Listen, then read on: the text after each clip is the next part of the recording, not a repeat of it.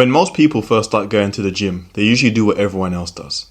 They look around, they watch what the bigger guys are doing, and they try to copy it. Chest day on Monday, back day on Tuesday, arm day somewhere later in the week. A lot of exercises, a lot of sets, and usually a lot of time spent in the gym. On the surface, that approach seems logical. After all, if the biggest people in the gym train that way, it must be the best way to build muscle. But there's one problem with that idea.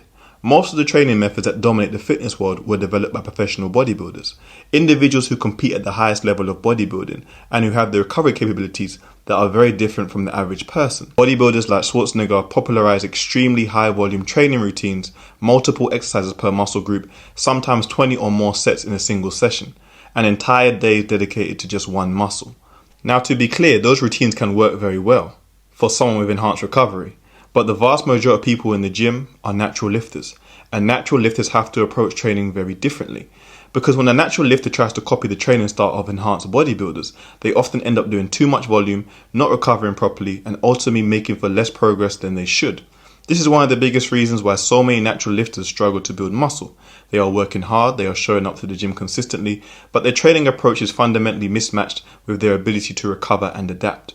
So in this video, we're going to break down why most natural lifters fail to make progress, and more importantly, what the best approach to building muscle naturally actually looks like. Because the truth is that building muscle naturally is not about doing more work. It's about doing the right work and doing it consistently over time. One of the first things natural lifters need to understand is that muscle growth is driven primarily by mechanical tension. When you challenge a muscle with resistance and force it to contract under load, you create the stimulus that tells your body it needs to grow stronger and bigger. But simply doing more sets or more exercises does not automatically create more stimulus. In fact, after a point, additional volume starts to produce diminishing returns. And for natural lifters, this is especially important because the ability to recover from training is limited. Every set you perform creates fatigue. That fatigue has to be recovered from before your body can fully adapt and grow. Enhanced athletes often have an increased capacity to recover from that fatigue. They can tolerate extremely high volumes of training and still grow. But natural lifters do not have that luxury, which means they need to be much more strategic with how they train. Instead of focusing on doing as much volume as possible, natural lifters benefit far more from focusing on the quality and intensity of their sets. This is something that was heavily emphasized by Yates and Mensah. Both of these individuals believe that the most important factor in training was not the total amount of work performed, but the level of effort applied to each set. The idea was simple. If you truly push a set close to muscular failure, you recruit a very high percentage of muscle fibers, and those muscle fibers are the ones that need to be stimulated in order for growth to occur. This does not mean that every workout needs to be extremely long or filled with endless exercises. In fact, the opposite is often true. A smaller number of hard focused sets can often be far more productive than a large number of mediocre ones. This is why many natural lifters actually see better results when they reduce their training volume slightly and increase the quality and intensity of the sets they perform. Another important factor that natural lifters need to consider is training frequency. Traditional bodybuilding routines often train each muscle group only once per week. You might have a chest day, a back day, a leg day, and so on. But for many natural lifters, this approach can be less ideal. Because if you only stimulate a muscle once every 7 days, you are only creating that growth signal once per week. Research and practical experience both suggest that natural lifters often benefit from training each muscle group more frequently. This doesn't necessarily mean training every day, but it can mean structuring your program in a way that allows muscle to be trained 2 or even 3 times per week. This is one of the reasons why many natural lifters do well with training splits like full body workouts, upper and lower splits, or push-pull leg routines. These approaches allow you to stimulate muscle growth more frequently without overwhelming your recovery capacity. Instead of destroying a muscle in one extremely long workout and then waiting an entire week before training it again, you provide smaller but more consistent growth signals throughout the week. And over time, that consistency can lead to better long-term progress. Of course, training is only one piece of the puzzle. Recovery plays an equally important role in muscle growth. Many people think that muscle is built during the workout itself, but in reality, the workout simply creates a stimulus. The actual growth occurs afterwards, when the body repairs and adapts to the stress that was applied. For natural lifters, recovery becomes even more critical. Sleep is one of the most important factors. During sleep, the body releases hormones that support recovery and muscle repair. Consistently getting adequate sleep allows the body to fully recover from training and prepares it for the next session.